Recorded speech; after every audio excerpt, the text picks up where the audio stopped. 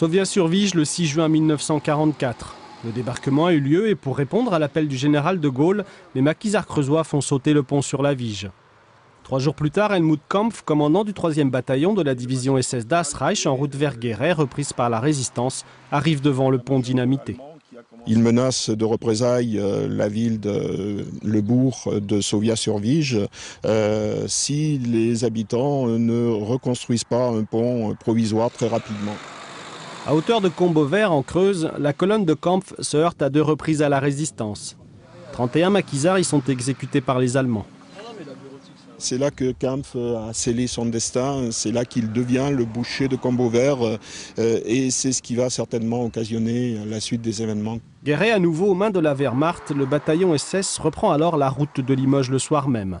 La colonne, à nouveau ralentie par le pont provisoire sur la Vige, Kampf part seul devant au volant de sa décapotable. Au lieu-dit La Bussière, une double embuscade attend les Allemands.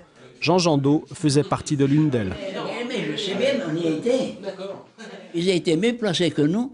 Ce gaillard-là s'amène tout seul, il se croyait le roi de je ne sais pas quoi. Et alors, ils ont profité de l'aubaine pour lui voler dessus. Il s'est vu, ça a été une surprise. Il n'a que vu qu'il était entouré. Il a été amené du côté de Cheissou. Ça s'est dit de plusieurs façons par la suite, vous savez. Prisonnier du maquis, Kampf est emmené avec un autre soldat allemand à la ferme d'Enoch. Le lendemain, 10 juin 1944, Adolf Dickmann, à la tête, lui, du 1er bataillon de la même division Das Reich, entre dans Oradour-sur-Glane. Massacre 642 habitants et brûle entièrement le village.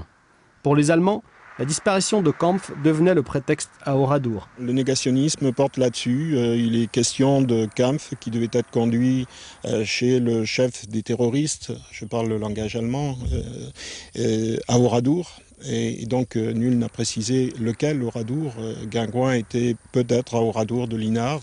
Le négationnisme a dit que Kampf devait être brûlé, il devait être pendu puis brûlé sur la place publique d'Oradour. Voilà pourquoi nous, Allemands, on a trouvé qu'il était tout à fait normal qu'il y ait des représailles.